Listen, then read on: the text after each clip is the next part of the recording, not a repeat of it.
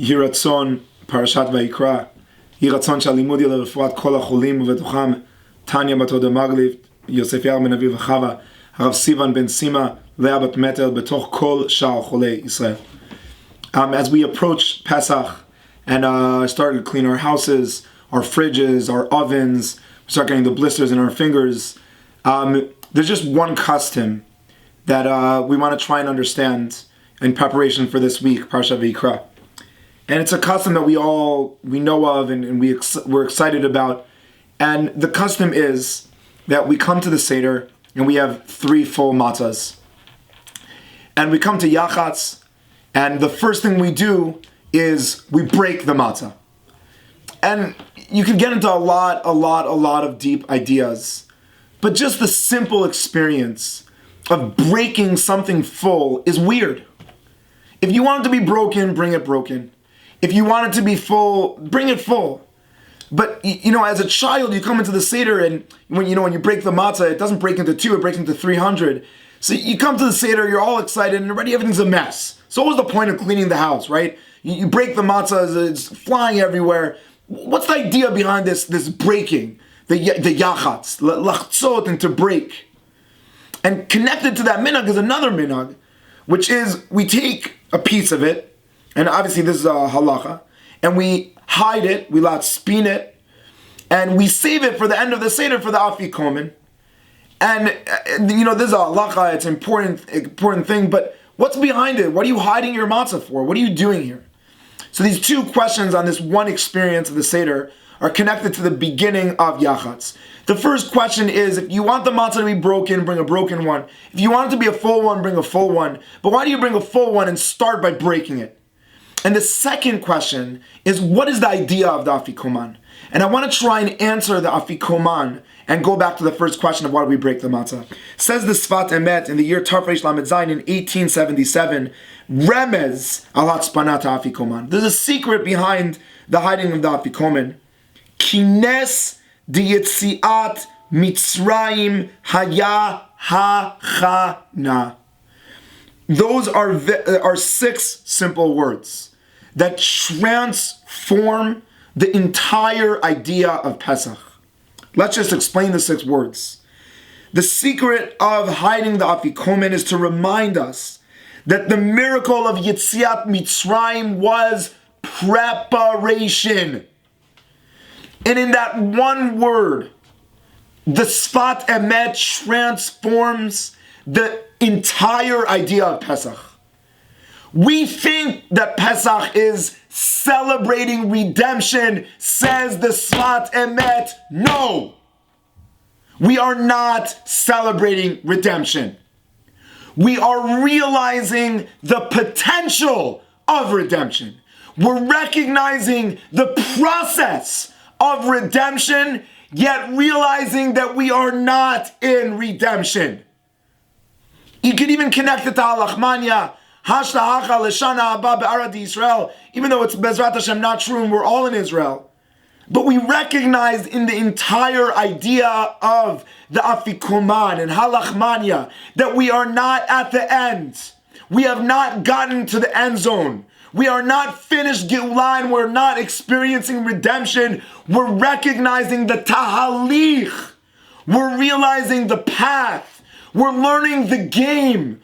We're learning the idea of Geulah in order to imply it after Pesach. But Pesach is not Geulah. So how does he explain it connected to the Afikoman? He says, what do we do with the Afikoman if the idea of the matzah is resembling Geulah, it's resembling redemption? We break it and hide it for later to say that there's more to do. Stop thinking that you have reached El Hanachala. You haven't gotten there.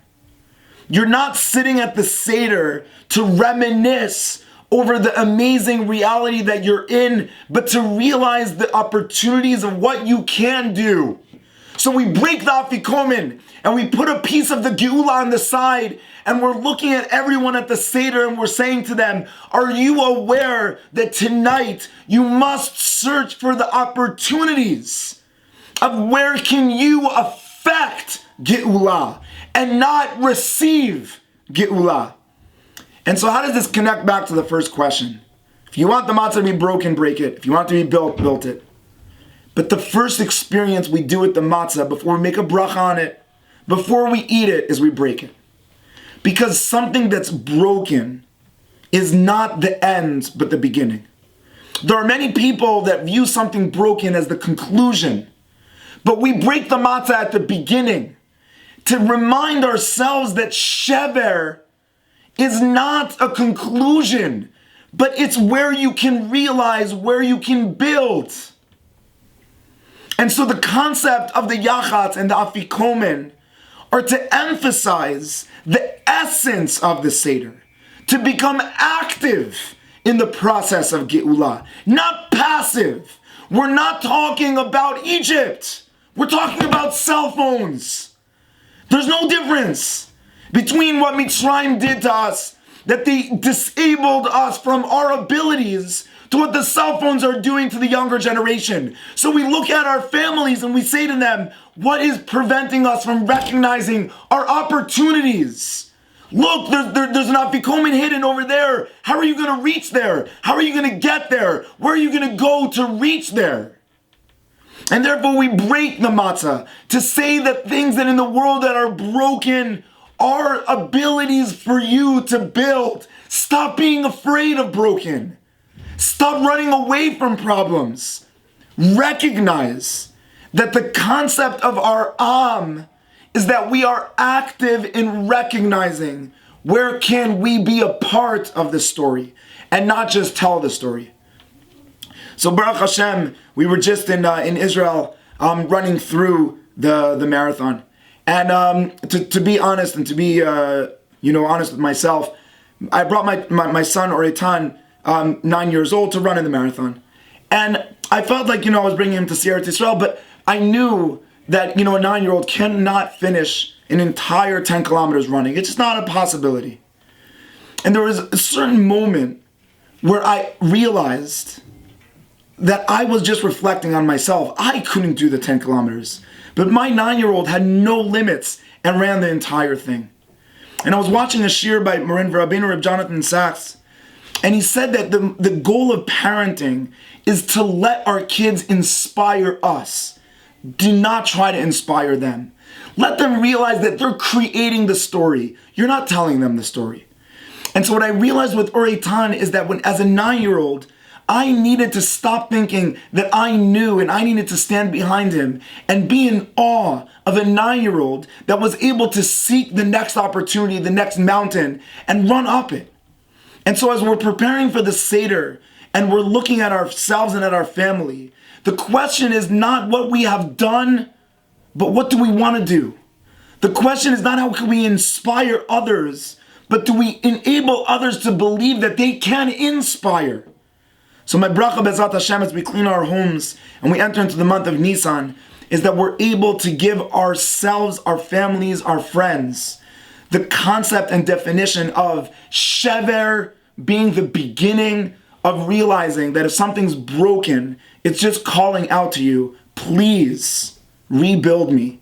Please find the afikomen that's waiting for you to learn that the process has not ended, and the only way that we'll get to the dream is if you put yourself in the dream. Shabbat Shalom.